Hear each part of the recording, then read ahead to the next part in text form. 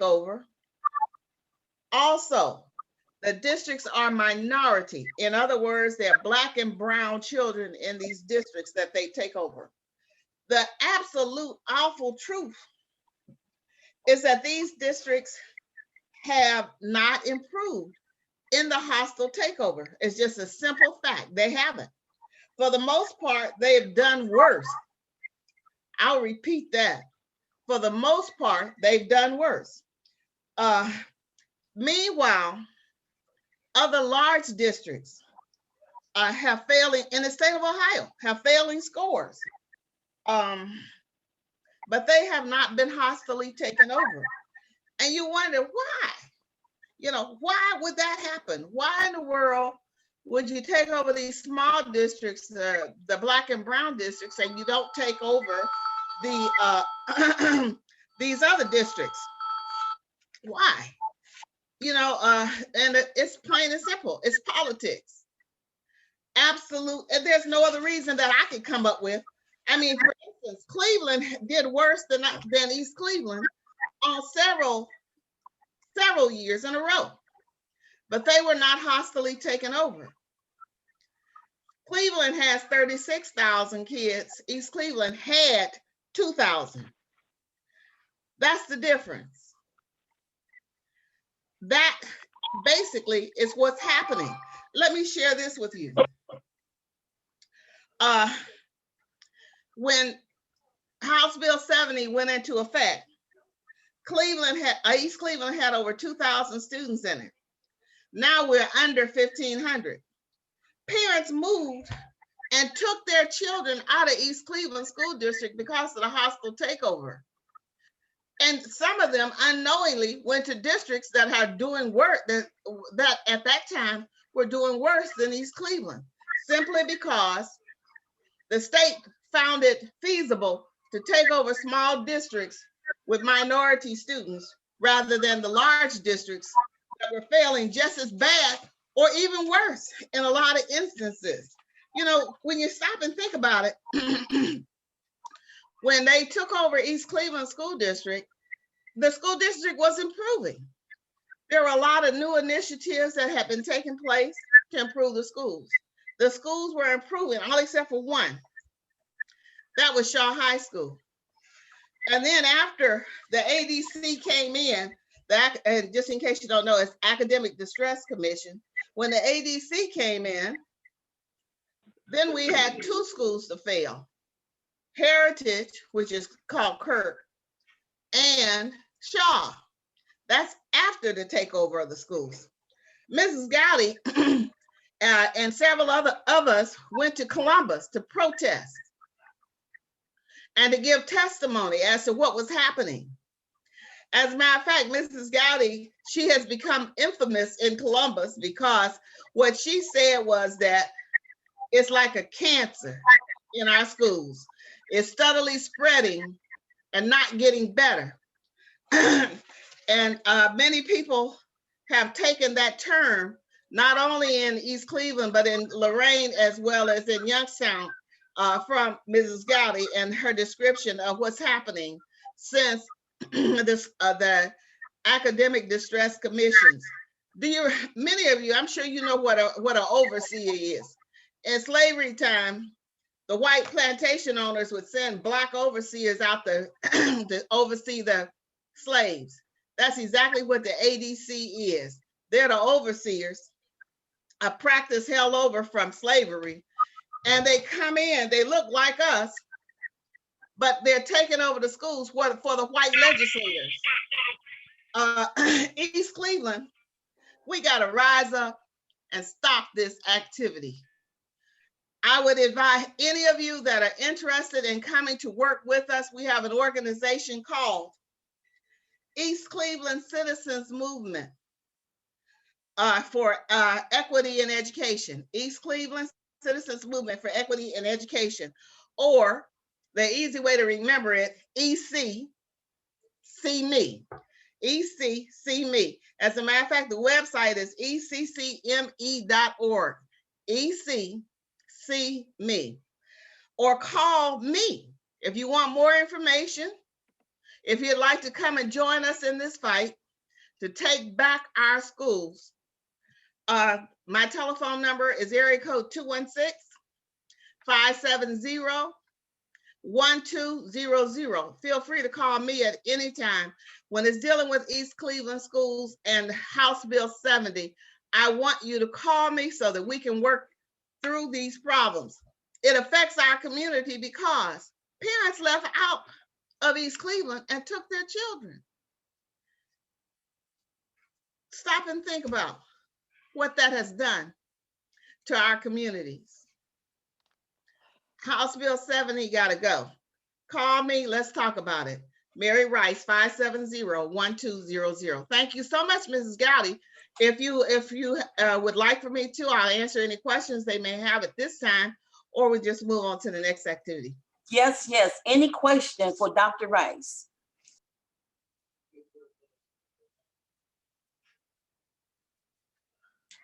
Does anybody have any questions about our schools? Okay.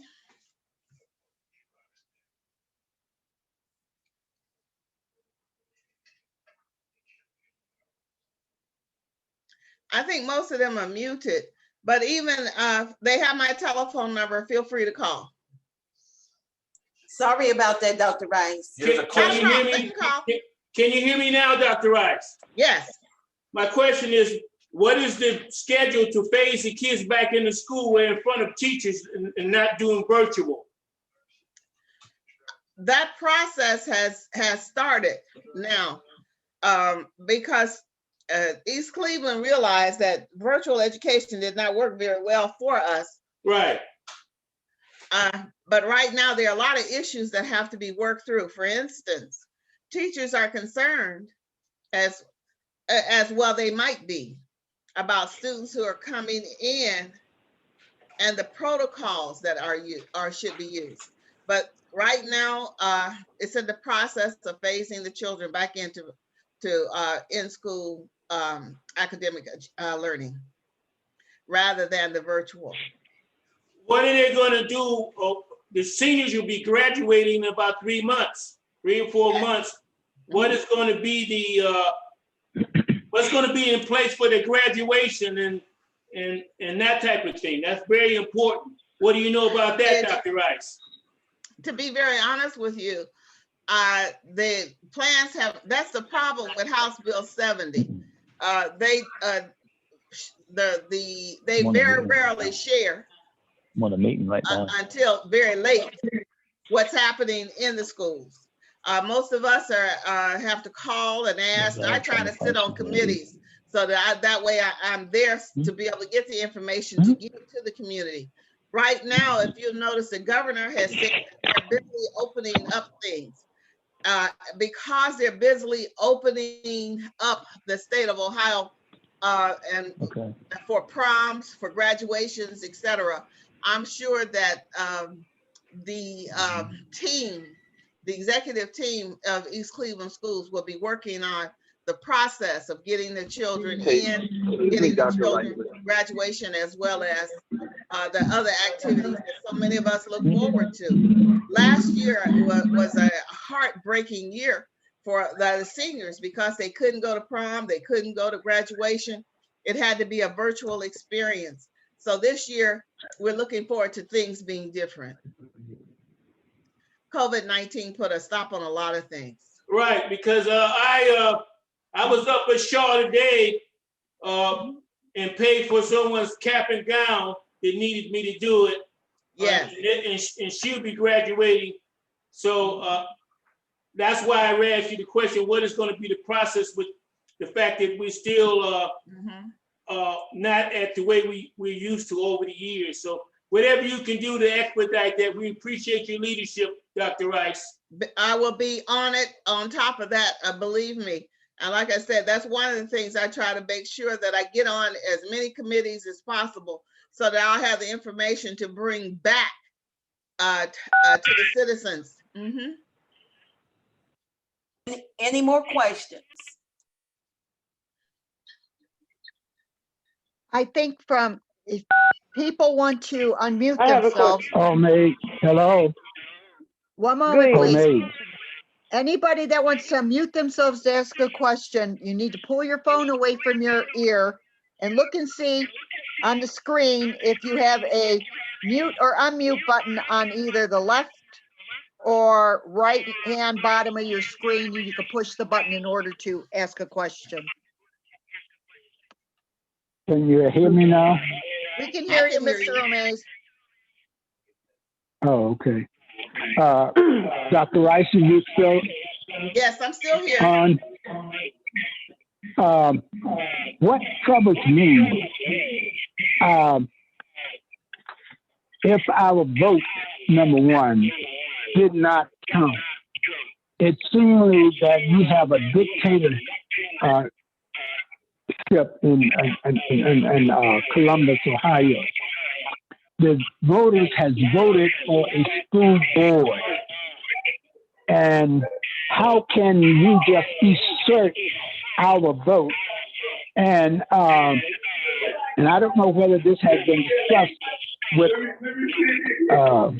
the governor as well as the Senate, whomever is involved in this situation, that you just can come in and just take our vote that doesn't mean anything.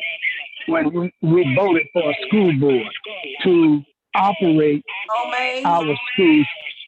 Yes. your phone is echoing. It was another phone. I just unmuted their phone.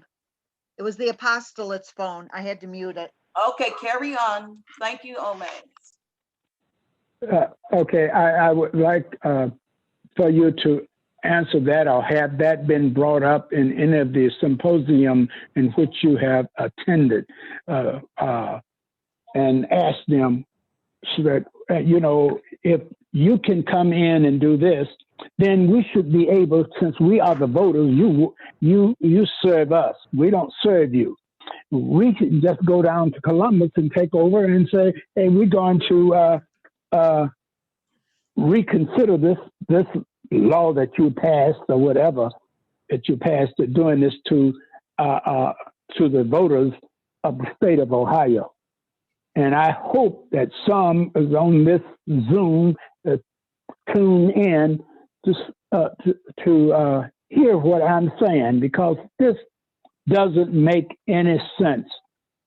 We are not in a dictatorship. This is a democracy. And we have the right, constitutional right to vote. And if we allow them to do this, they will move and do other things. So they start small and continue to move, and after a while, we won't be able to vote again. I know you said something in reference when you were speaking earlier about the slavery, when we didn't have an opportunity to vote. But we now live in the 21st century. And so we do have the right to vote. So I would like to hear you comment on that, or has that been discussed with any in Columbus? Thank you, Mr. Omaze. The team has been to Columbus 5 times, testifying, protesting, you name it. That's Lorain, Youngstown, and East Cleveland. Lorain always has the largest delegation. Youngstown has the second largest, and East Cleveland, it's just 4 or 5 of us down there protesting that our votes have been taken away. We need more people to get active. That's why I asked for to call me to learn more about what we're doing to fight this. But let me say, in over almost 400 years of slavery, we look around, look what Ohio did. Ohio voted for Trump. He carried the state of Ohio. And let me say this, right in the state of Ohio, Christine Hall, who is a member of the Ohio Department of Education, who sits on the board of directors, was in the Capitol building protesting. Do you know what that says?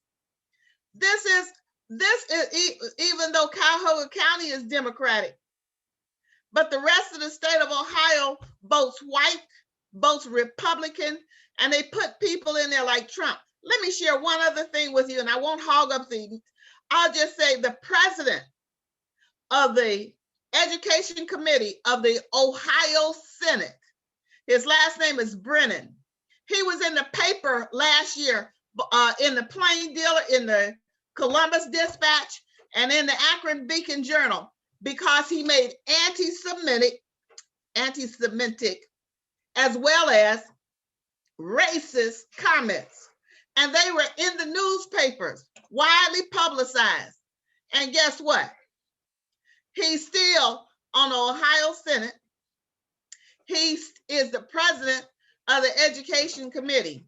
Now, if he's making racist, anti-Semitic comments, what do you think he's going to do for East Cleveland, Lorraine, and Youngstown? Remember, I said that they gave us overseers, which is the Academic Distress Commission.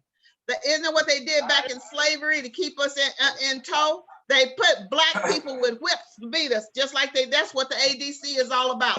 Thank you for allowing me to make that comment. We want to really thank you. We really want to thank you. You have definitely been fighting hard for us, and I really appreciate that.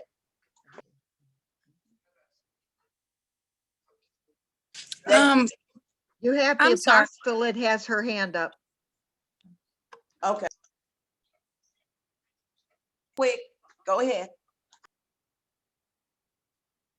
Unmute yourself, apostolate, and ask your question.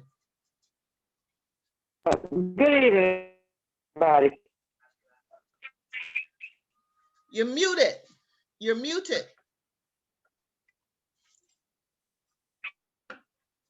You're muted. Unmute. Pull your phone away from your ear. Okay, and look at the- we're going to move on right now to the Yeah. health and safety with Councilor Martin. Okay, He's going to give us an update on the health and safety of our city. to be brief, and I came down here because this meeting that Gowdy is having is very important. Basically, we have a gun buyback program going on in the city of East Cleveland. If you turn a gun in to the police department, they won't do any checks, but you'll get $100. If you turn a rifle in, you get $150. So get that news out. We passed some flyers. We did have it on the billboards around the city. The other thing I want to talk, we had a fire the other day, and I just want to go over some quick fire safety tips. Number one, install and check your smoke alarm. You should do that right now. We're going in the spring. Test smoke alarms every month. You need to do that.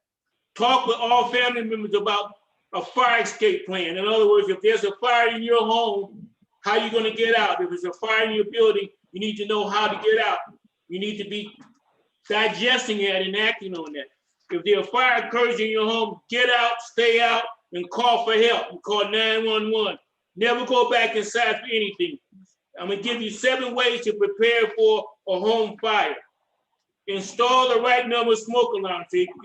Most people may have one, but you need to have one, maybe 2 or 3 in strategic places. 2, teach children what smoke alarms sound like and what to do when they hear one. Don't take that for granted. That needs to be done. 3, ensure that all household members know 2 ways to escape from every room of your home and know the family meeting spot outside your home. This is not to take for granted because we lose a lot of people to fires. 4, establish a family emergency communication plan and ensure that all household members know who to contact if they cannot find one or another. That's communication is key. Practice escaping your home at least twice a year. You need to do that. Make sure everyone calls 911 if you think there's a fire. The last thing I want to say on that, I want to say something about American Red Cross. I don't want to say all the prevention tips because some of it is running over, but it's one thing they said that's important. It said 80% of Americans don't realize that home fires are the single most common disaster across the nation.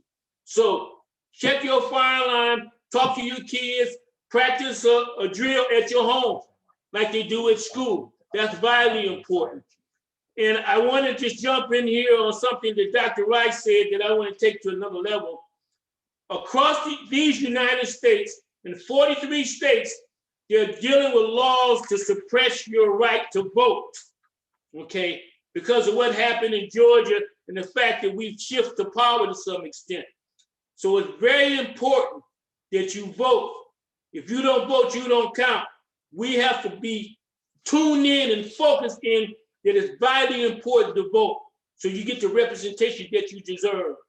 So I want to thank Juanita Gowdy, Councilwoman Juanita Gowdy, for allowing me to say that and say, keep us all in prayer. Don't forget your smoke alarm. Don't forget to communicate with your kids, and God bless you all. Thank you. Yeah, could you update us on the new fire chief? Could you please? What's his name? I have a new fire chief. His Keith name is Worley. Horley. It's Worley, W-O-R-L-E-Y. He's been the fire chief now for about 2 months, and I haven't met with him, but I'll be meeting with him next week. Matter of fact, I'm glad you asked that question. The next health and safety meeting will be next Tuesday, March 9th at 5:30, and we'll meet him. He'll be there. Also, if you have any questions about police and the gun buyback program, we'll be talking about that. Please, every citizen, get the word out. If you turn a gun in to our police department, you will get $100. If you turn a rifle in, you get $150. No questions asked, because we're looking out for the safety of the police. We're looking out for the safety of the citizens. We don't want crazy people and fools out here with guns. Thank you. Could you, is there any question for Councilor Martin about the police and the fire department? Yes, this is Gomez. One You hear second, me? 1 second, Mr. Omaze. I want to see if anybody else want to speak. Well, I asked to speak, so if no one else asked to speak, so you take me, and then if there's anyone else Okay, able Mr. to Omaze, you may unmute speak. themselves. You may speak. Is Councilman Martin still present? I'm right here, Omaze, waiting for your provocative question. And I'm not being prejudiced. I'm wondering, in your personnel meeting, do you ask the questions, can they find people of color for the fire department as well as the police department? Because seemingly every city or municipality or whatever you want to call it, their police department and the fire department should reflect the cities in which they operate in or work in. So I don't know whether you even discuss the police flying up and down Euclid Avenue. And we had an accident that happened here recently. They was chasing someone that went through a stop sign and down Superior Avenue. And there was an 8-car pileup. People were injured. And I think, if my memory serve me correctly, that we have laws on the book in reference to chasing. You have to notify another city, and that city can say, yes, you can come through our city, or you cannot come through our city. And I don't know whether we put those laws in the book after that young lady that was, the girl that was killed coming to the library for Chris. So anyway, answer some of those questions that I just Number alluded. one, next week, when our next council meeting, legislation is on the book to reduce the speed on Euclid Avenue to 25.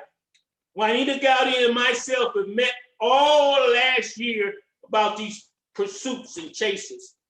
And we're trying to bring the other municipalities together Cleveland Heights, Cleveland, Euclid, and South Euclid, where we can block these people in. They're not flying up and down the street killing folks. We've had that discussion. The other thing is the body count. We've had 2 killings in the last 3 or 4 months. And I don't know if you read the paper the other day, the governor is allocating $10 million to get better body cams. So that's gonna come up at my meeting. And I want to thank my clerk for providing that information to me. We've had some issues with whether the body cam is on or off, or whatever the case may be, but we want to have good equipment. So with this grant money, I'm going to suggest that our police go after some of that money so we can get the best body cam there is. Now, when we discussed the speed limit for almost a whole year, I tried to get them to reduce the speed limit to 25, but I couldn't get the support of the council. So I'm bringing it back one more time. These warrantless pursuits and people are getting killed for petty kind of things is difficult. And to be fair, you have to make split judgments on these situations. But we have talked with our police chief all year about these pursuits. So all that will be discussed Tuesday, March 9th, next Tuesday at 5:30. And I hope we have 200 people there, because we'll be there as long as we can try to make some progress. I want to thank you, Omej, for your questions. Did I cover everything? Yes, you covered everything. Sure, but let me just finish this question. But the police are flying up and down the street. I didn't cover that. I didn't cover about hiring our people, and what we hear constantly for everyone is they're not passing the test. So we've been reaching out to Shaw High School for them to implement a program with our police so that these kids coming out of high school can get into the academy and become police officers, okay? But we've been asking this question for many years about getting more of our people on fire and on police. We have a thing with the fire going, but the police thing has been somewhat not as effective as it should be. But in my last conversation a month ago with the police chief, we're going to work on trying to get more of our young people to become police officers. Thank you. Any more questions from the public? Miss Diamond? Yes. You had your hand up? Please unmute everyone, Tracy. I Yes. can't unmute them from my side. They have to unmute themselves. Can you hear me? Yes, we can hear you, Miss Diamond. I have a couple questions for you since you handle the police. My first question, what is their use force policy? What's the policy that they have when they use excessive force? And, you know, we're told that they're told to use discretion, and sometimes they do, sometimes they don't, to be honest with you. The force issues, we talked about that 2 weeks ago, and we expressed our committee are concerned about the chases and the force. So we're told that they're trained to make good judgment. Now, we hear about the adrenaline flowing and the heat of the moment. Sometimes they do, sometimes they don't. So it's a work in progress. Okay. But I want to say this to you, Diamond, that we've got to reduce the speed on Euclid Avenue. We took down about 10 or 15 lights, and they're flying up and down Euclid like this is a freeway. So we're going to be working on too. Thank you. I also have a couple more questions. Now, when you state reducing the speed limit on Euclid, that's supposed to keep the police from going 70 miles per hour when they're chasing a suspect? No, again, you didn't hear it. It's discretion. They have the option. If somebody breaks the law, they have to exercise caution when going up and down the street. We talk to them about these speeds all the time. Okay. Some of them, Diamond, some of them do, some of them don't. Okay. Okay. I wasn't finished when I was talking, but okay. So you state that it's at their discretion, right? So they've been in 60 police chases since January 1st, 2021. Now, a couple of them I've personally witnessed myself because I stay in the area over there. Now, as they're chasing a What suspect area do you stay in, Dan, and where you stay at? off of the St. Clair area, so I kind of like, you know, stay around the East Cleveland area. But when they're chasing a suspect, I've read in multiple reports that they haven't caught any murderers, anybody that really has any serious charges in the car or anything. It's mostly been like petty crimes or a gun or something that's worth lives to you. No, it's not. That's worth innocent people. The warrantless pursuit, we're trying to deal with that. But what I need from you, I'm a councilman. I need you to, when we have the police chief here next Tuesday, just a few days from now, I need you to address that so they hear from citizens. Like Ms. Gowdy got about 50, 60 people in her meeting. If this is an issue, the police chief and the fire chief would be there, address those issues, because they can tell you, they'll give me what the Ohio Revised Code says, and this and that, and this and that. But it's all about some common sense and some discretion. Thank you. Yes, hi. We also want to, before we take the next resident, we want to hear from the residents about the police chases. Chime in right now and tell us how you feel about the East Cleveland police chases that you see. This is Justin. I'm Councilwoman Gowdy's assistant, and we're operating this Zoom platform. So if you can unmute your phones, usually if you have a cell phone, there should be a button where you can press unmute. Or if you have a house phone, I'm not sure, maybe I think it's like star or something you press to unmute yourself. Hold on one Star second, 6. Justin. Star 6. Star 6. So if you're at home, press star 6 to unmute yourself. Once again, if you're at home, press star 6 to unmute yourself. We want to hear you right now about how do you feel about the police chases. Please don't just sit on the phone. We want to hear some input from you. We need to know how you feel so we can give a report back to the police chief and Nate Martin in the Health and Safety Committee. Good evening, Councilor. I've been trying to get on, but I don't have a hand raised on my phone. What I wanted to say is that Please mute your phone, Patricia. Justin, this She's is trying to Eric. talk. I'm gonna get to you in 1 second. Cal Irby, you may go. Good evening, Councilwoman Gowdy. Please, everybody, please wait until Cal Irby speak. Okay. Gotcha. Good evening, Council. I would like to address the speeding in East Cleveland. If you are trying to reduce the speed limit on Euclid Avenue, what does how does that impact the day-to-day operations?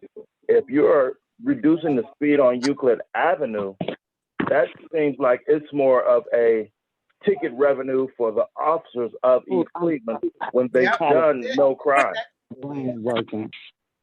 I don't understand. Can everyone please try to be quiet if you're going to leave your phone unmuted?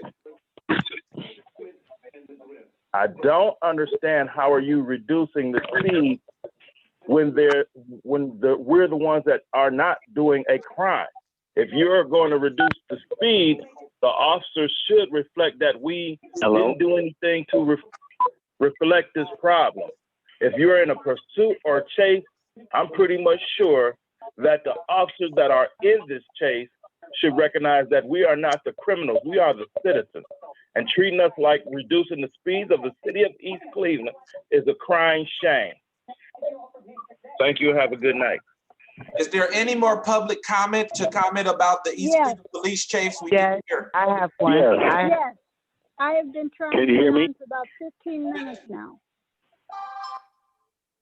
May I speak? Patricia, you can go. Okay, I have yesterday and today sent every member of council and the mayor a copy of the policies, one for Cleveland and one for Newburgh Heights, about high-speed chases and when the police can do pursuits and when they can't. And I've just skimmed them both. I haven't gone over them in great detail because I've just recently gotten them.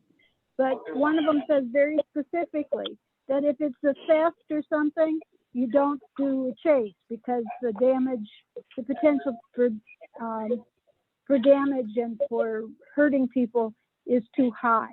And that you take into consideration, that the police should take into consideration what the traffic patterns are, what the time of day is, what the road conditions are, and all of those things that might affect how the pursuit would go.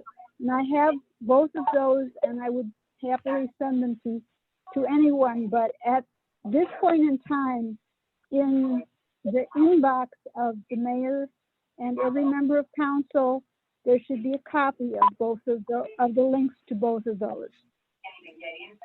Thank you so much, Dr. Patricia. The next question, please. Hello, can you hear me? Yes, we can. You can hear me? Yes, we can. Hello, this Okay, is I want to chime in. Pick me back. Could you please wait? Picnic butts. Could you please wait? Hello? Yes, sir, you can go. Hello? Yes, sir, you can go. Okay, thank you.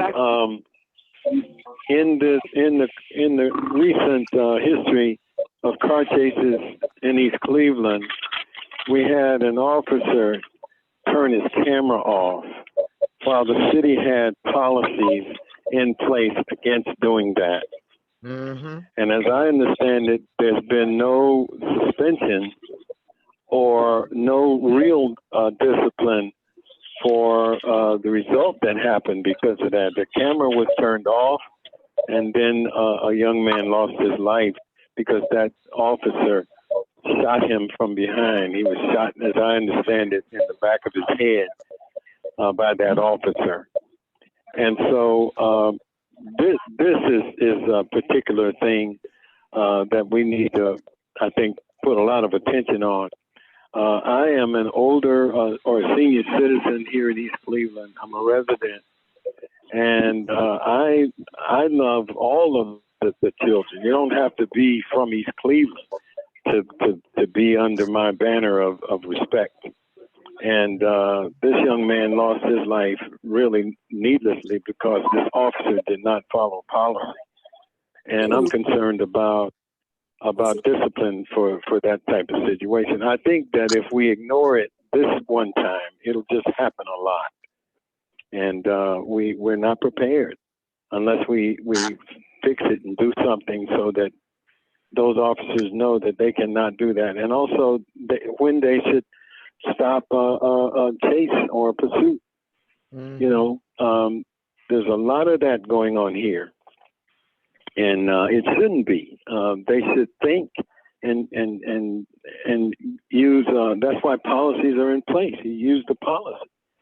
You know, they have no business just wild west chasing people up and down the streets here in East Cleveland. There's seniors in the street, children in the street, pedestrians in the street, even pets. Nobody would like to lose their pet to a car chase.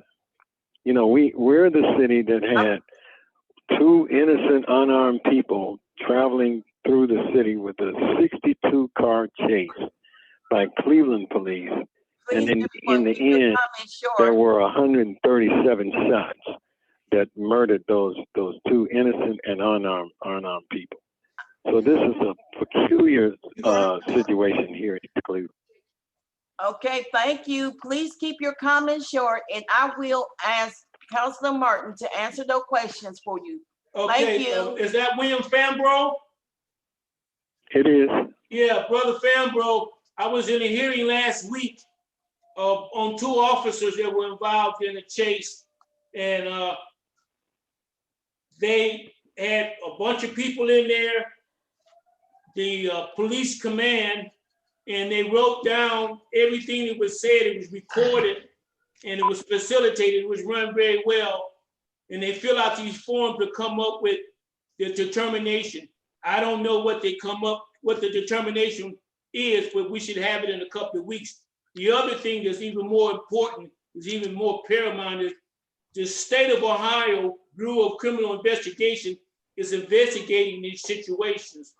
They are the professionals, and they will give a report. So we're waiting on that report, and we're waiting on this pre-disciplinary hearing. I was involved, and Councilman Ernest Smith was involved. We were up there for hours. So they are having hearings about this. Now, they have these papers, they have these questions, and then they have to write down the response, and then they come up with their recommendation. So I'm waiting on that from inside of Cleveland Police Department. And then we're waiting on the investigation by the state for the Bureau of Criminal Investigation.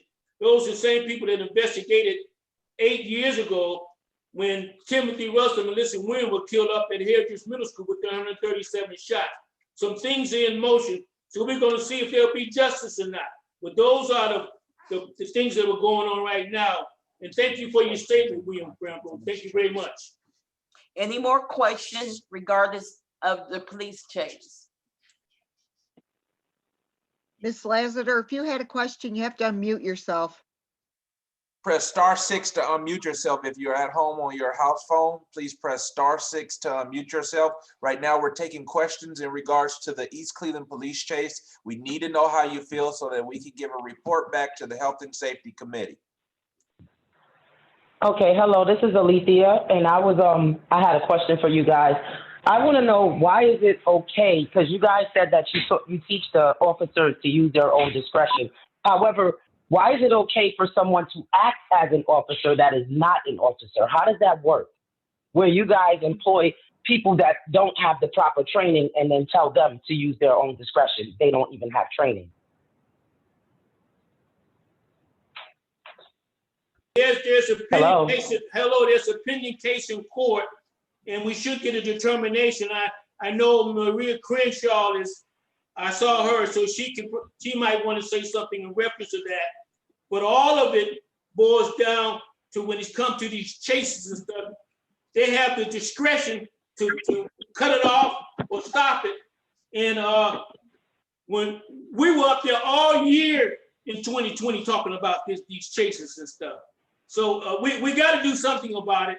So I'm hoping that all the people that are really concerned will be here 3-4 days from now, Tuesday, March 9th at 5:30, when we got the police chief here, and we can deal with it. Okay, thank you. Any more questions? Thank you so much. This is Councilor Austin. Can I ask a question? Yes, you can, Councilor Austin. Thank you.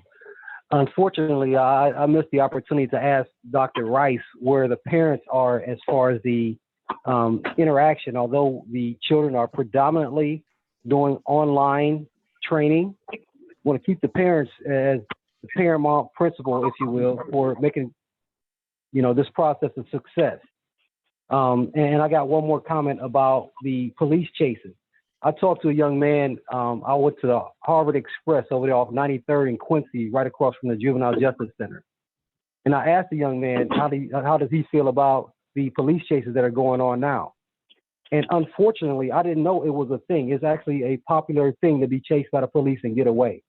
And I think that we need to start talking to some of our young people to change that as a popular event to something that you do as a, absolute necessity to get your family member to the hospital to save their life. There's a time when you need to get to a place, outside of what the left and right speed limit might say, and that's to save somebody's life, not to do it as a see if you can get away. And unfortunately, that's where some of our youth have taken this process. And I don't want to, as a community, get behind those that think that's the way to go. Don't run from the police. Don't be a criminal. Find a solution to whatever the problem and or scarcity is in your life that puts you to that place. So get help before you go down that road. So we should start looking at some of the things that entice our young people to be in a situation where they have to put their lives in jeopardy and the lives of those pets that Mr. Sambro talked about and the citizens in this community that matter. We don't want this. Young people, we don't want this. We don't want you to run from the police. We don't want you to test the absolute bounds of our legal system. We don't want that. We want you to change. We want to be there for you before you put yourself in a situation where you have to do these things. So that's all I have. Thank you very much. Judge Dawson Okay, has so his with hand up. that was very disheartening to hear, because you acknowledge that these are young people. Young people are unpredictable, and young people have fun. Kids smack each other in the back of the head and run just to see who did it, correct? So with that, the police officers that are trained, they should be adults, correct?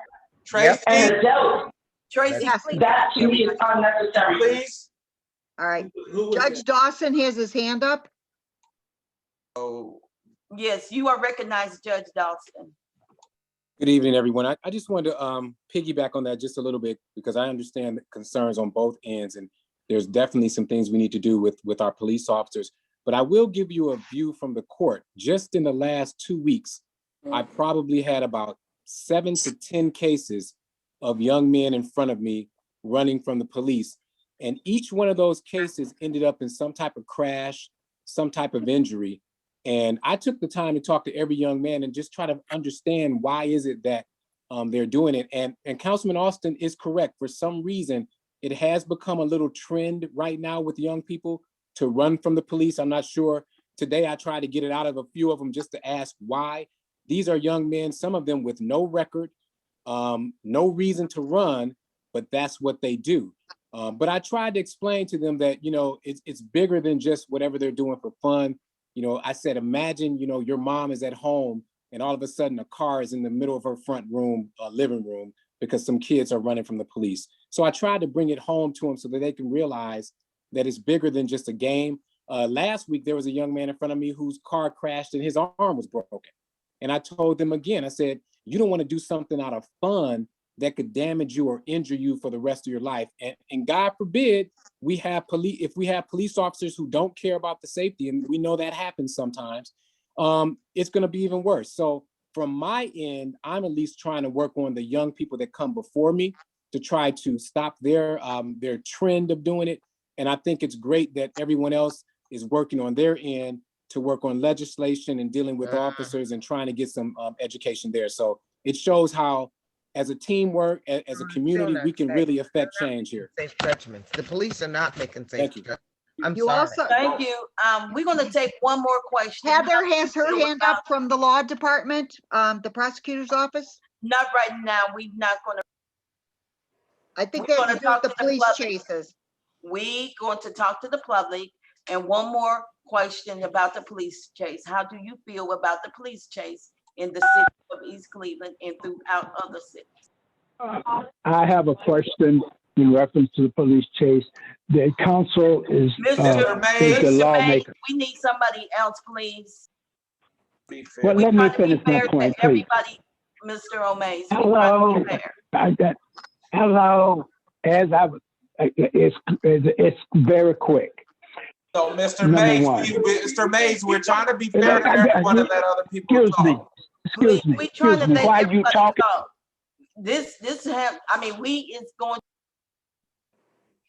And we need everybody to talk. Please let somebody else to talk, a resident or somebody is concerned about the police chase. That's what I'm asking you to let. Please do that, O'Mays. Please be correct. If any other public, if anyone else who's in the public in East Cleveland have a question, press *6. *6. We're taking one more question about the police chases. Hello. Hello. Good evening. Hi. Good evening. With everything that's going on today with the police and police chase, there is a concern for safety in regards to the residents. As previously mentioned, innocent people are being hurt, children are being killed, and things of that nature. So how is the police being held accountable for those actions? I understand this conversation has been had. Again, what is the accountability being held for those police officers that are causing the death of innocent people? And so can someone answer that? What is the accountability being held on that? So I have been asking the mayor that these chases is out of control, and what you have to do is contact the mayor and the police office.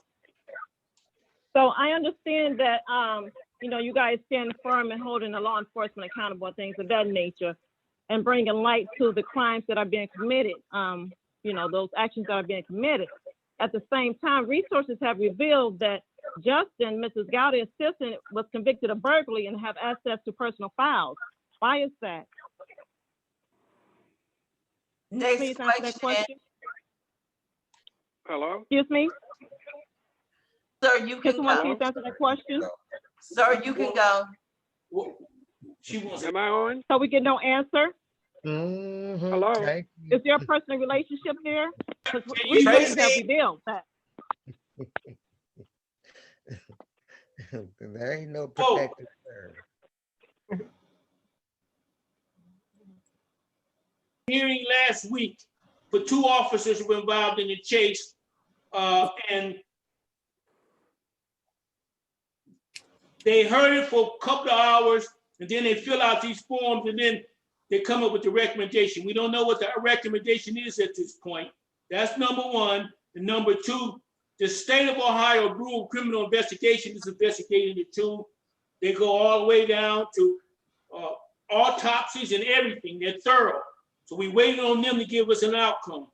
That's where the accountability. The other part is what Councilwoman Juanita Gowdy said. The buck stops with the mayor. Okay, he's the boss over the police chief, the fire chief, and that. So that's where the accountability comes. I will have, again, for the 4th time, I will have the police chief at our meeting next week, Tuesday, January 9th at 5:30. So I hope that you guys can be there. And Judge Dawson, you invited to be there too. We'd love to have you there so you can share. I didn't know that the young people getting off on getting chased by the police. I find that to be interesting. So Yeah, thank you. Yeah, Yeah. we're gonna blame some children. Okay, and finally, let's see. This is Diamond. I'm 24, just in case anybody doesn't know. I don't have any children or anything. And I've never heard that personally. I've been around a couple of and it's just outrageous to hear that that's what the elders are saying about me and the other generations that are under. Right. I'll agree. That's bad. They're blaming the babies. That I'm sorry. All I know is you only know what you're taught. I'm sure that these men and these young men that are getting chased aren't taught to run from the police in cars. What they're taught is not to be killed because of some petty gun that they got or some petty warrant that they got because they're scared of their life. And as you said, when autopsies come out, that's when accountability is held, right? So how come it's still no accountability when it's been council people that have stated numerous of times that certain officers are supposed to have certain equipment on their uniforms when they are out in the field? Well, I talked about the body cam, young lady, and I hear your point. I saw an article today from the governor of Ohio, Mike DeWine, where there's $10 million for body cams. So if we don't have the good ones, I'm recommending that we get the better ones. Okay, so it's all a process. Okay, so you got most of our young people are responsible, but let's be fair, you got some that are not. Okay, most of our citizens are responsible. You got some that are not. So you got to try to balance it the best way we can. But again, Judge Dawson, next Tuesday we need you there. Okay. Thank you. Yes, and we're going to replacing body cameras doesn't stop people from cutting them off. Replacing a body camera does not stop an individual from cutting them off. It was cut off. They're being cut off. Hey, that doesn't stop that. Please, lady. We're going to move on to the rental assistance program. There is one. My hand was still up, and this is. Will you please mute everybody, please? We definitely going to move on to the rental assistance program. And the city have received $300,000 for all to help all people to pay their rent.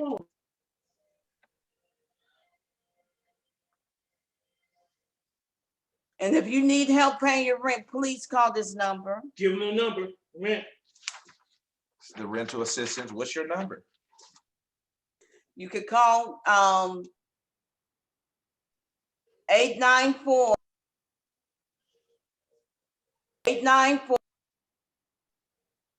better stop. 894-1177-216. That was the 216. And to add to what she's saying, I was here a couple of days ago, and there was about 30 people downstairs checking on the rental assistance. And I was told by one of the facilitators there that a lot of it you have to go online. So once you call this number, 894-1177, find out what the process is, what the money's there to help you, because it's COVID related. Thank you.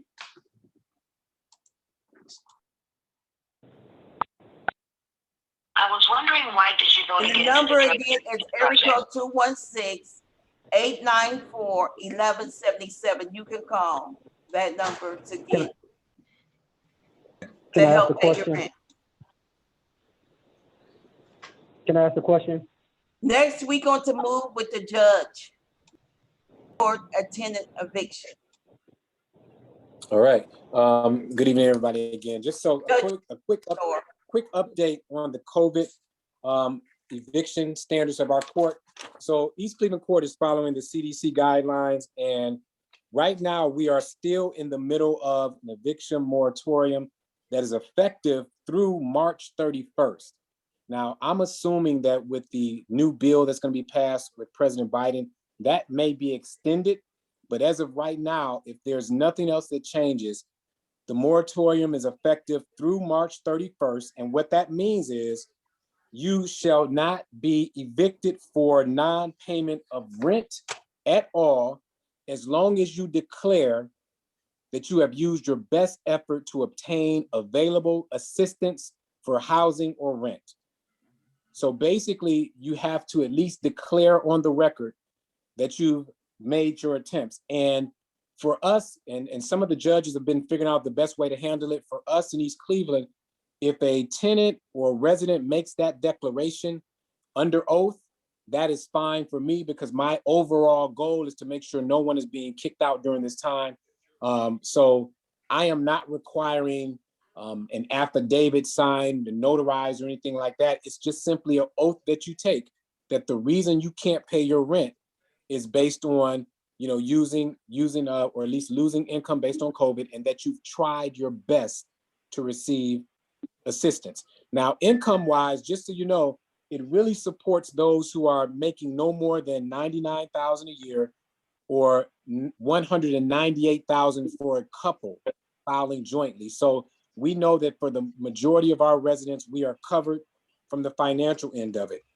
But again, so if there is a COVID-related economic hardship and you make that declaration in court that you have tried your best, you will not be evicted in the East Cleveland Municipal Court. And again, that is from the CDC, and it lasts through March 31st. So I'm hoping that the government acts on keeping that going. And at the same time, the money that the city of East Cleveland has received for rental assistance, hopefully that'll kick in pretty soon. So that'll help us out also. Thank you. Thank you again. If you need rent, paying your if you need help paying your rent, you can call area code 216-894-1177. Area code 216-894-1177.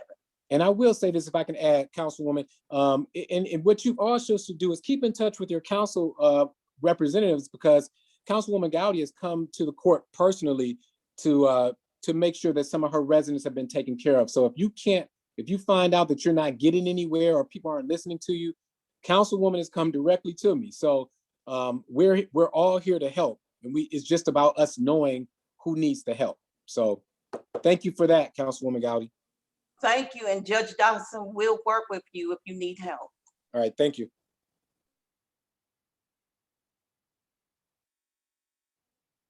Next, we're going to move on is Dr. Patricia on.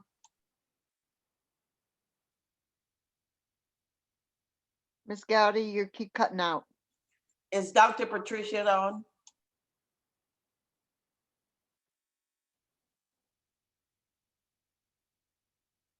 Dr. Bahoviak, are you still online?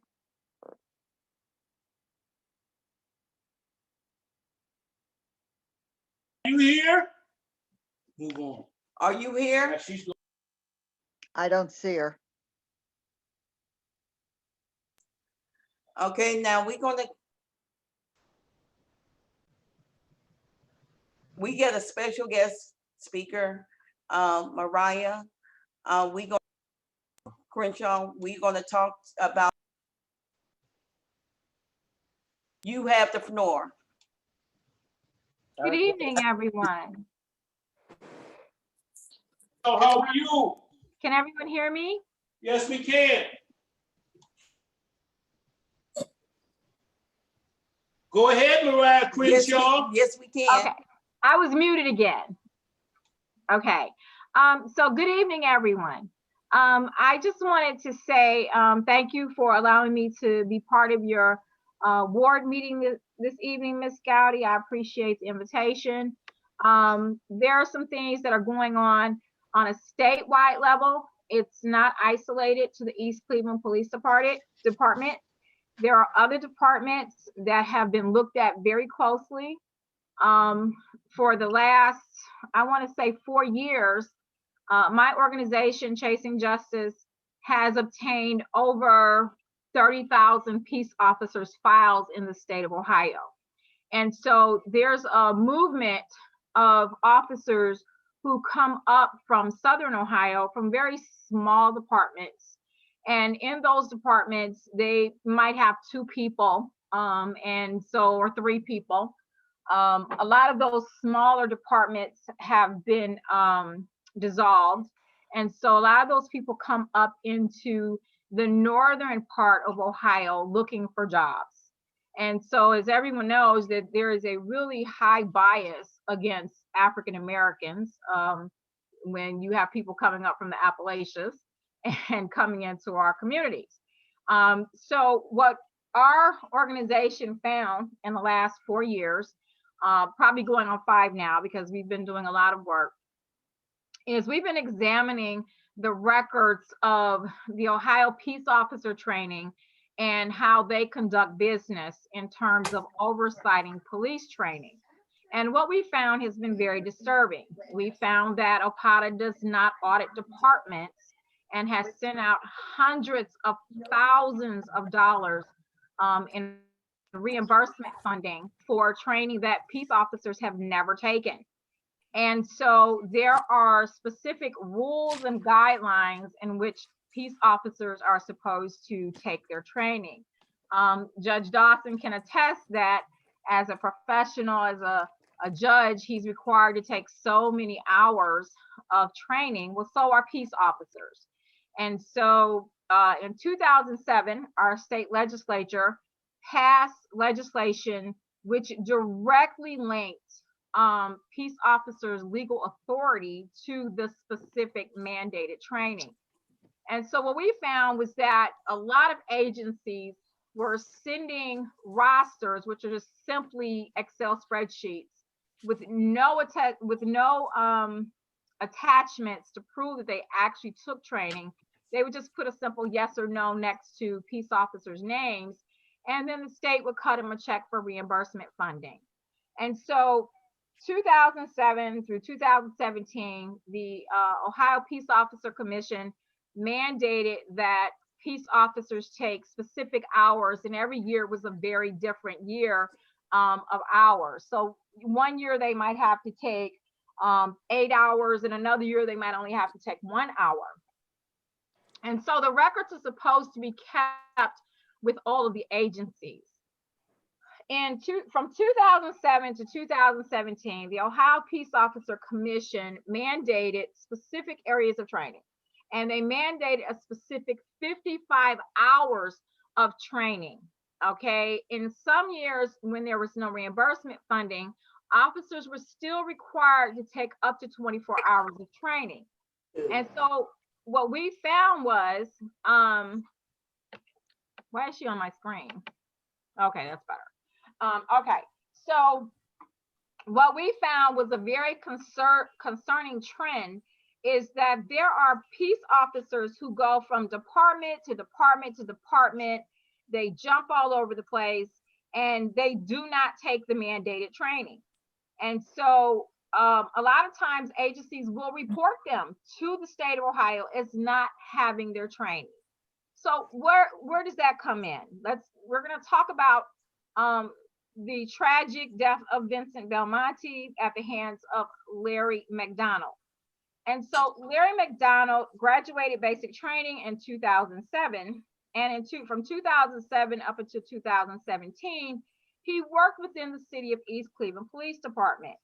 He also held an appointment with the University Circle Police Department. He left and made a lateral move into the city of Cleveland. Cleveland, in violation of the consent decree, did not obtain Larry's records from East Cleveland or from University Circle to incorporate into his files in Cleveland. Cleveland put him through a specific amount of hours to be able to work in Cleveland. He did not complete all of the hours. He left and went back to East Cleveland. Well, between 2007 and 2017, Larry McDonald was reported as having his training with the exception of 2017. University Circle said he did not take his training. City of East Cleveland said he did not take his training. And the city of Cleveland said he did not take the mandated training. Well, when we pulled records and we looked through those records and we did a forensic examination of records, and we did this with multiple persons who are serving as peace officers in the city of East Cleveland. And what we found is that Larry McDonald has 51 minutes of verifiable training in his records. Now, there's been some hoopla about, oh, they took the classes online. We gave them credit for the classes they took online, and they still were not sufficient. The Ohio Administrative Code requires that continued professional training hours are taken in a classroom with a certified instructor. And there are directions that OPATA has sent out since 2007, which state that if they use the online classes, they're to be used in a classroom setting with a certified instructor. And so what we found is that peace officers are taking these courses online without an instructor and printing up certificates to make it appear as though they've taken the training. But when you line the certificates up, you can add the minutes up, and that's what we did because we took Larry McDonald's online certificates and we added them up and we came up with 51 minutes of verifiable training that Larry McDonald took. In 2018, OPATA sent an email to him and to the city of East Cleveland stating that he was in what's called legal cease function.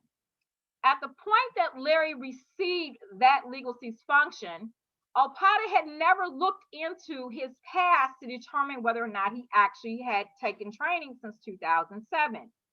Well, under Ohio law, Larry McDonald was required to go back through an entire basic training program, even though OPATA told him he only needed to take a couple of classes or a class. The class he took was 3 minutes long when he was required to take 20 hours of mandated training. Ms. McCullough, I'm going to ask you to not be rude and send out these messages and allow me to speak. I appreciate that. And I'm going to discuss what OPATA has sent out. So thank you for bringing that up, Ms. McCullough. Did not carry on, Ms. I got it, Ms. Gowdy. Okay. So OPATA has never done an audit on the city of East Cleveland or any other department. We have forensically looked at multiple departments. Bradnall has not taken their training. Maple Heights actually told the state they never took their training. Rocky River did not take their training and reported to the state of Ohio they did not take their training. Bradenton, Maple Heights, North Randall did not take their training. We have multiple, Euclid, the city of Euclid Police Department. We have multiple departments that are actually sending the information to the state of Ohio saying they did not take their training. And OPATA, under Ohio law, has no authority to remove those persons from law enforcement. It is the responsibility under Ohio law for the officer and the chief of police and the mayor and the safety director to remove those persons who have not taken their training. This is a very serious statewide issue. OPATA has sent emails stating Larry McDonald is compliant with his training. There is no record anywhere which shows that Larry McDonald is compliant with training. We've looked for it, we've asked for it, we begged for it, we've been in court and asked for it. There is no record of this man taking the training. And we begged the court, because I think Mr. Martin, Councilman Martin referred to the case. We took the case to court. We asked the court to remove Larry McDonald and several other people who were unable to prove they took the 55 hours of mandated training since 2007. You have persons that are operating in the city of East Cleveland right now that have no record of training. So when you go into a courtroom and you say, Your Honor, trust me, I took the training, it should not be sufficient in a court of law to say, yeah, I took it, and not be able to show that there was actually courses taking and per the law. What's wrong with OPATA? OPATA has not done their job.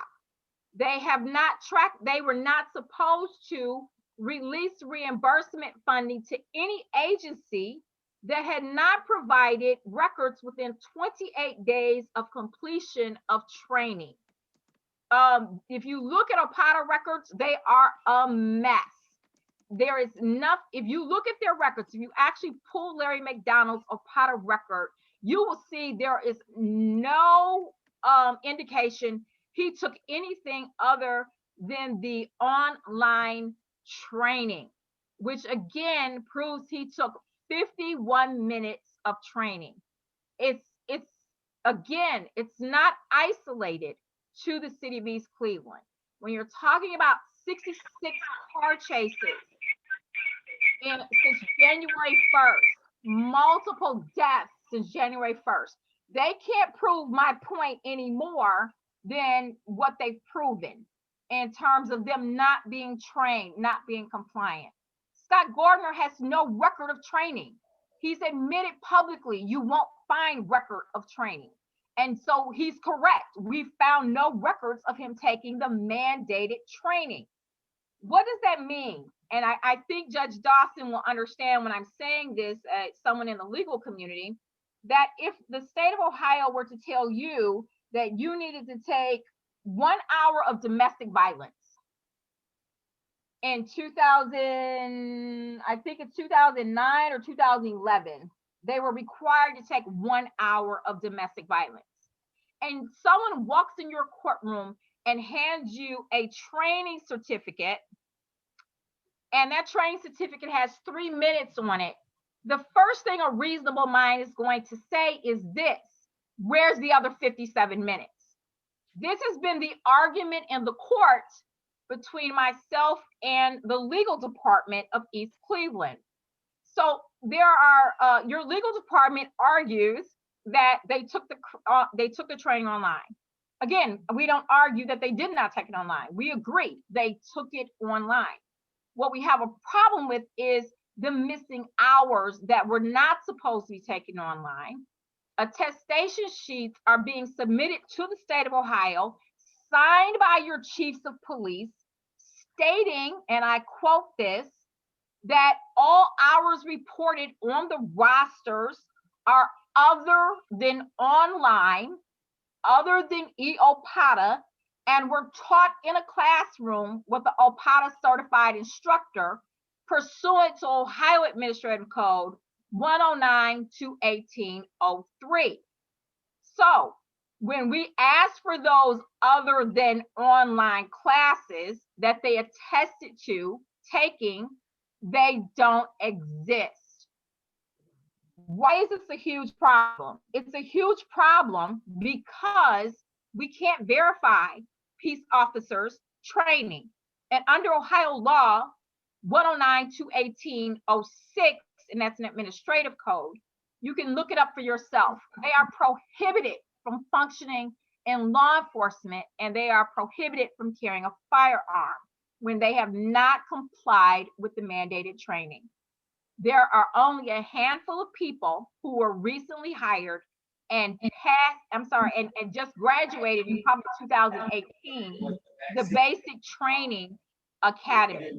The majority of your department is severely out of compliance, and there is a culture of unconstitutional policing that has happened and been going on from the state of Ohio on down and trickled into local departments. So if anyone has a question, this is your time to ask the question. Yes, any question? Thank you so much.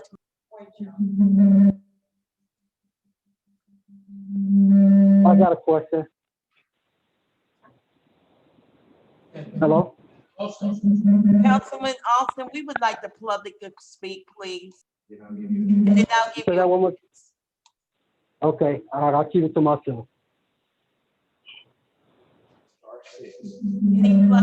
Mariah, can I ask you something, please? Yes. Okay, so when you say the officers are technically not permitted to carry a firearm, we know Larry McDonald only has 51 hours of actually completed training, and we know 51 minutes. 51 minutes. 51 minutes. Now, with that being stated, we know that he was a sergeant in the police force at that time that he shot my brother in the back of the head, right? Correct. So how come it's okay for them to, I'm going to ask it. How come it's okay for them to say that no tags on a car gives them reason to pull people over and give them reason to feel like it's stolen, or dark windows give them reason to pull people over, but taking a life and you're not an actual police officer, you should be charged as a regular citizen, and you shouldn't be back in the police force 2 months after my brother was shot in the back of the head. I agree with you, Diamond, and that's an issue. That's a huge issue for me. I'm more disturbed because you have a law department who continues to say, OPATA said they're up to date, but OPATA has never looked at a record. OPATA doesn't have a record. What OPATA does is they look at those Excel spreadsheets that are submitted to them, and they look at yes or no, and they come back. And so if you were to call today and say, is Larry McDonald take his training? They would look at his 2016, 17, whatever roster, and they would say, yeah, he took his training, but they don't actually have records which prove he took his training. And so we've been very diligent about pushing the state of Ohio, the Office of OPATA, the Attorney General's office, and the governor on this issue, that there needs to be some accountability on OPATA's part as well, because there are no records. They're not requiring anyone to turn in records. And so I've gone in several different directions, and I've asked, you know what, let's assume you did not supply your officers with any type of training certificates. So give me your curriculum, your lesson plan, your certified instructor, and all the sign-in sheets for those courses. They have not been able to produce that. It's not just East Cleveland. I want everyone to understand, it's not just East Cleveland. This is a statewide issue. We have people out here that are in violation of Ohio revised codes and administrative codes that are acting as peace officers, and you have a law department in the city of East Cleveland that protects the bad actors and not the public. And that is an issue when people are dying. Okay, I just have one more question. Hold on for a second. Supervised, and it doesn't look like there's much there, but you can almost see a little tiny indentation in one spot, but it might be because the light's up and it needs washed and I wasn't gonna wash it. But we can. I'm sorry. I have another Hold question on for a second. for you, Mariah. Now, Oh, yeah. now when they say an officer, I've seen in a couple police reports, even since my brother was shot, that, well, and you know, the news and the media, that a lot of officers feel threatened. And that's why they're shooting these young Black men. Now, well, Diamond, I want you to look at it from this perspective. If I put a gun and a badge on you, Okay, right now, Ms. Crenshaw, we definitely. We're running out of time. Okay, well, if you cut me off, I can't answer a question. But go ahead and answer her question. So, Diamond, if I put a gun and a badge on you, and I say go, and I want you to serve this warrant, I want you to go arrest somebody. Are you going to be confident right now to go out and do that? No. Why? Because you haven't had training, correct? Yes. No one's trained you. No one has taught you what you need to know to do the job. Well, it's the same thing. They are afraid. They are shooting. They are shooting people because they're scared. They're scared because no one has properly trained them in law enforcement. And they're out there and they're doing a job. And so I want people who are listening to me to know I am not against police officers. I am not against troopers, family, friends, police, people that help me with this, police. I want everyone to know I am not anti-police in any kind of way. I love people who are in law enforcement. I appreciate their service. But there are bad actors that are out there, and they're not just a danger to the public.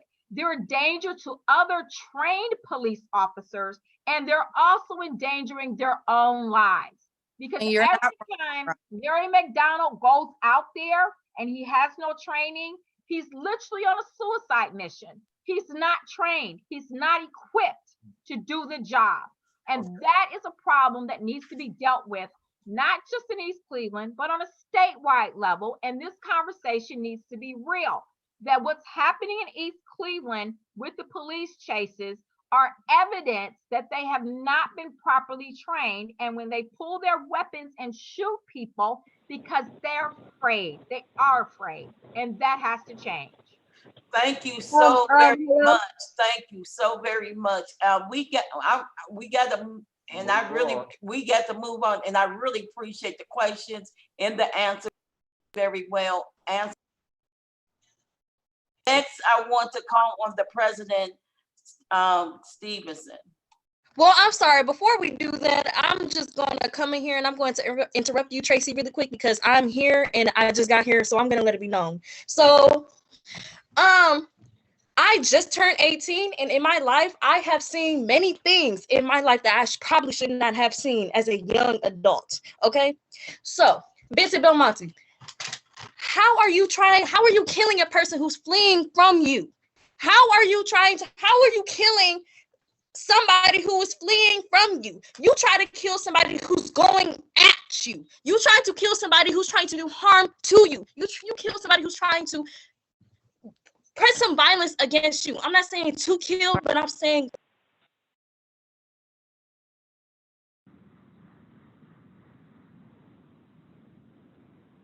I don't know what happened, but we can.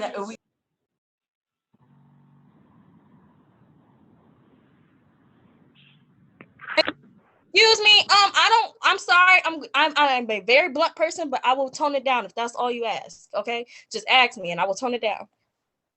You are fine. You just got disconnected, but you are fine. Go ahead and speak. And we Okay, I'm sorry about that. Now, all I would like to say is I just want to know, I really just want to know the big question, just why? It just doesn't seem right. I think that everybody's overthinking the situation and nobody's really just looking at the top tier and seeing like, oh, well, maybe this. No, he did that off of he's been doing things for years. I've heard stories that I've never even knew about. I've heard stories from people that know him personally that says that he's been doing this in the community for years. I don't understand it. I really don't. He should have not been on the police officers should really take tests and take new exams every so often years. You said that he took the last test from 2007, correct? It's been how many years after that? And laws change so frequently. I don't get that. So why can't officers relearn? They have to relearn. Like it's just I just don't get it. Like I'm sorry, what's this young lady's name that's speaking? My name is Precious. Precious, I want you to pick the phone up tomorrow, and I want you to call the Attorney General's office and ask that question, because that's where it starts. It starts at the state. It's a state issue. The state is not there. There are laws. There are rules governing police officer training. There are requirements, and I think that the best place, especially the young people that are listening, you need to call the governor. You need to call Michael Malley's office, who knows. He gets the letters from the state telling them that they're no longer police officers. We're about to run out of time. So Okay. I want you to be able to reach out and talk to them and ask them those questions, that if the rules are there, if the laws are there, why aren't they being enforced at the state level? Thank you so much. Thank you so much. Thank you so much. I really appreciate it for your guys' time. You're welcome. You're welcome, Precious. We getting ready to call on the council president to give a budget update. And she's going to let you know what's going on with the city budget. Good evening. I hope everyone is in good spirits and safe and stays that way. I've been listening to the conversation, and I have posted some things about it because I was a police officer, and I was a police officer years ago and was not trained through OPATA. We actually went to school, and I kind of figured when they came up with this OPATA thing that it wasn't going to work. So here we are. Nonetheless, I can talk to you. I can honestly tell you that the city of East Cleveland is in fiscal emergency and has been for 6 years. We are currently paying the state of Ohio to monitor our fiscal emergency. Because the city has not submitted its plan for fiscal emergency, the budget has been cut by 85%. Or no, it hasn't been cut by 85%. The budget can only be spent up to 85% of last year's allocation. With that said, there's also the issue of the misspending of money in the city, and the council took it upon themselves to also reduce our budget because there's expenditures that the council is not seeing as we should. We are not receiving the contracts, and oftentimes information is not forwarded to us with regard to the finances, contracting, things that should come before the council for the council to approve. They're just not coming our way.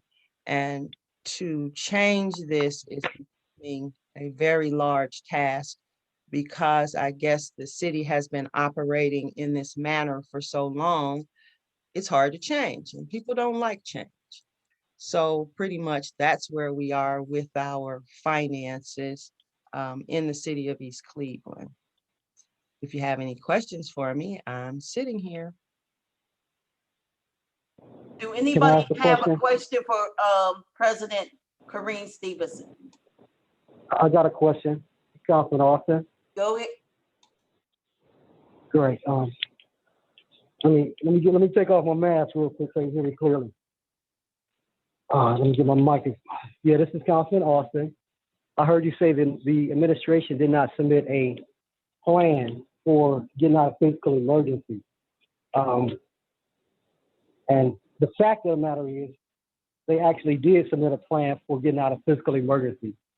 The mayor submitted his own budget, which encompassed that plan, as well as the mayor's estimate, which the city council used to conduct budget hearings during this last couple of months. We finished the budget hearing. We had that plan for review. We actually reviewed that plan, and the plan was supposed to be submitted after legislation was passed, but the current council, for whatever reason, did not approve and or pass the legislation submitted by the mayor. So the mayor did what he was supposed to do. There are some bad actors on council right now. These are just facts, that has submitted a document that did not reflect the overall mission requirements based on the budget hearing submitted by each department within the city of East Cleveland. And you're those are one of just those facts. bad councilmen. Thank you. I will respond to that. Yes, Because I think it needs to be clarified. This council came on in January 2nd, 2020. We were 6 months in and on vacation when a plan was due to the state of Ohio in 2020 in July. That plan was not submitted. That plan was not brought to council to be approved and be submitted. We were on vacation. A lot of things occurred in 2020 while this council was on vacation, including the expenditures of money that had not been appropriated. So when you do not appropriate funds, you can't expect for the council to go along with the improper spending of money. I mean, you just can't do it. There are notifications that should have been sent to the council to tell us even that the plan that was supposed to be submitted in July had not been submitted. And until I started to inquire about some things, there was no information coming to the council with regard to our fiscal emergency and what it was that we were supposed to do. Now, eventually, yes, they did give us a plan. They gave us a portion of the plan. They gave us like 10, 12 pages of numbers with no justification. You cannot ask a council who is responsible to approve a $24 million budget that gives you the authorization to spend $24 million and you have no justification for the expenditure of those funds. When we ask for the justification, and even still to this day, we don't have the justification for all of the categories that are in that budget. Therefore, I'm not going to approve a budget that is not substantiated. In my own home, I can't approve expenditures that are not substantiated. So that's what we need to do. We need to get the substantiation of what our money is being spent on. This administration has been in office for 5 years. In 5 years, that's $125 million, ladies and gentlemen. And I look around the city and I just don't see where that money went. And that is my problem. Had the money been spent in a manner that we would see our roads repaired, our sidewalks where there are none, lighting where there isn't any, I would have no problem. But I have a severe problem when I look outside at this city. We have roads, 45 streets on our road repair list. Some of these streets, including the street that I live on, have been on this list for 15 years. This does not make any sense, because we get money every year to repair the roads. That is what that money should be used for, to repair all of the roads in the city, not just the roads for people's friends and family, but we all pay taxes, and it should be level and across the board. You cannot itemize this street, that street, the other street. All of these streets need to be repaired.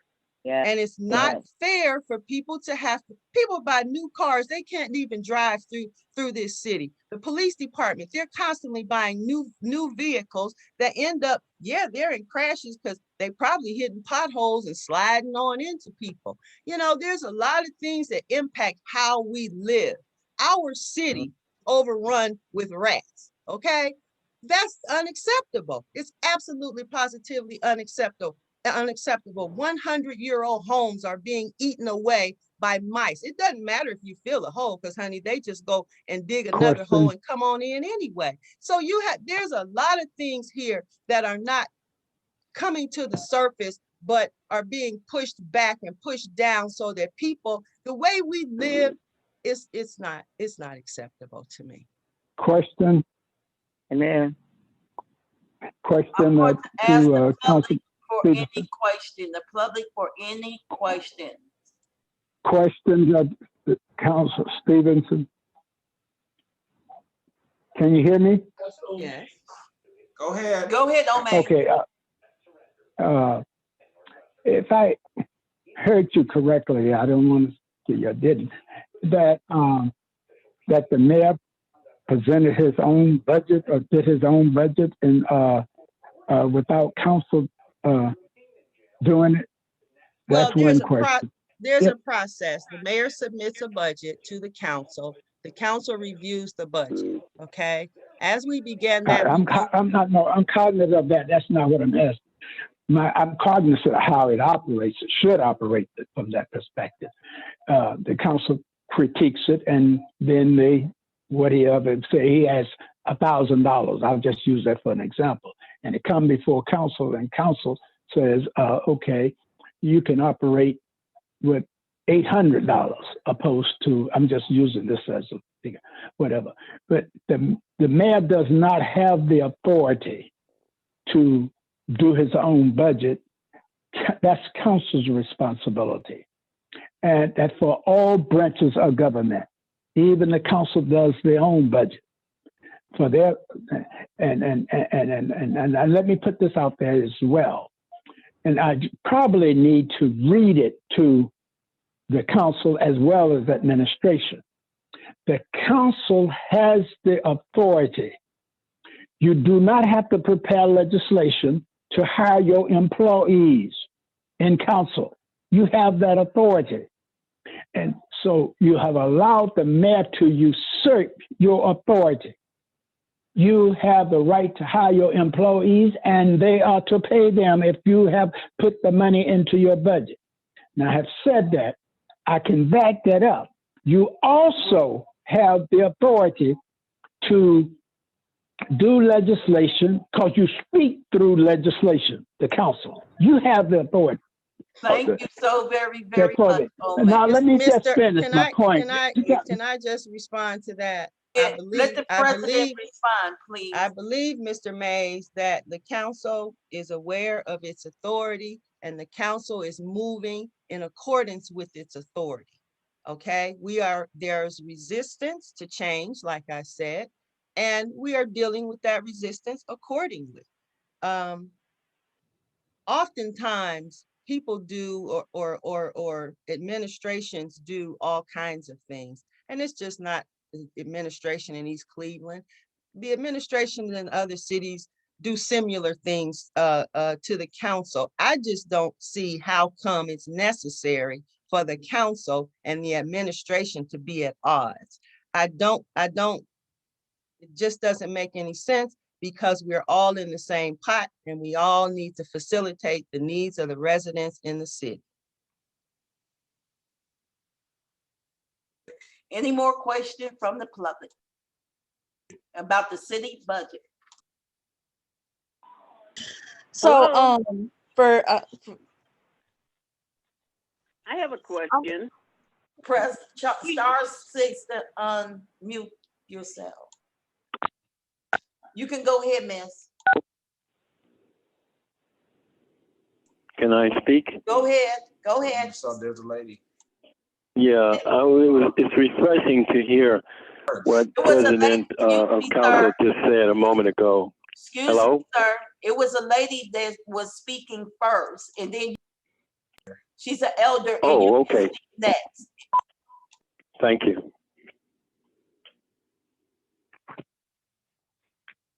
Ma'am, are you there?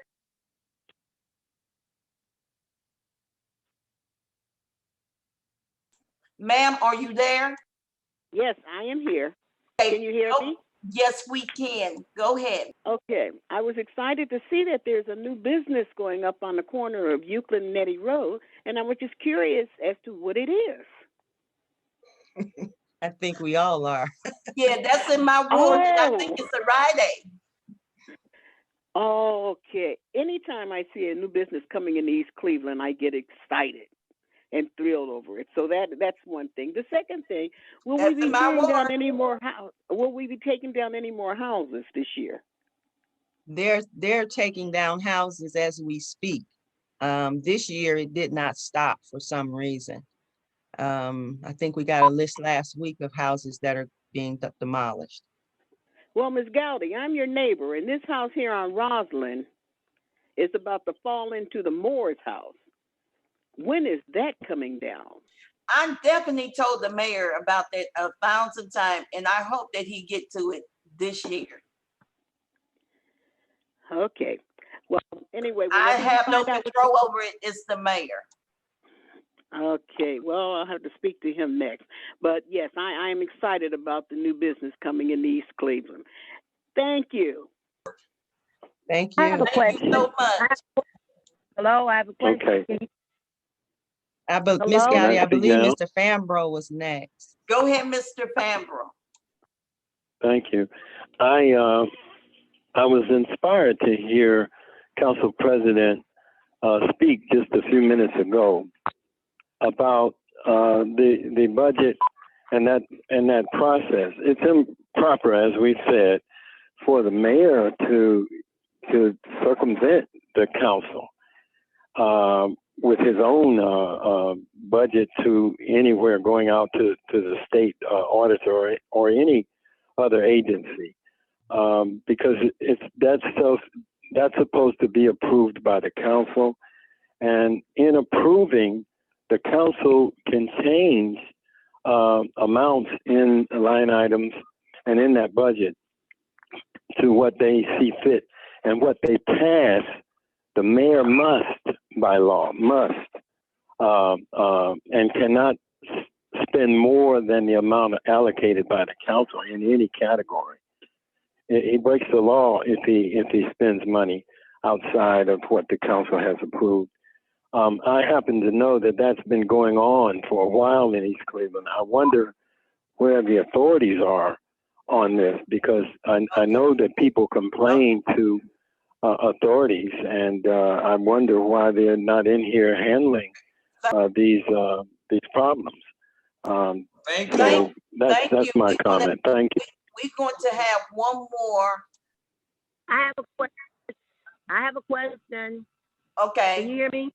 Yes. I'd like to know why is the mayor not helping Brother Roland Muhammad, who wants to come in here and bring business to East Cleveland? Why is he not complying? Not just putting stumbling blocks in front of the man.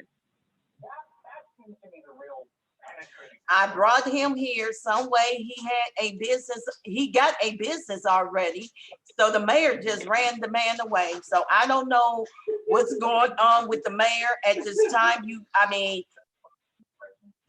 got to contact Miss Gowdy, if I could. Yes, you may. I think and that we're going to give a COVID. I think that you may want to revisit the situation with him and actually bring some others to the table to help assist with that process. I just found out that he don't want to do anything with this city. And then Betty Martin is going to give an update to the COVID-19. Very briefly, tomorrow at Salvation Army from 10 to about 2 or 3 o'clock, if you are 65 years or older, they're giving vaccine shots there, the Moderna. To my understanding, they have 300 shots. Again, tomorrow at Salvation Army on Hayden and Dome, from 10 o'clock in the morning to 2 or 3 in the afternoon, they're giving shots. So you can call Noah. I don't have the phone number with me, or call the mayor's office. Yeah, Okay, to get on the shot. 681-2208. The mayor's office is 681-2208. They will be giving shots one more time tomorrow, the 5th of March, from 10 a.m. to about 2 p.m. at Salvation Army. Thank you, Councilwoman. Okay, thank you, Councilor Gowdy. I don't know. You are welcome. You are welcome. Close. Our time is up, but I hope that y'all all got a great update on what's going on in our city. Until we meet again. And I hope you learned a great thing, and we have a lot more meetings to come. Have a blessed night. So the mayor of the city doesn't live in the city, basically. But women as mothers are going to jail for putting their kid into a school using somebody else's address. Wow. I was wondering, why did you vote against the drug treatment project?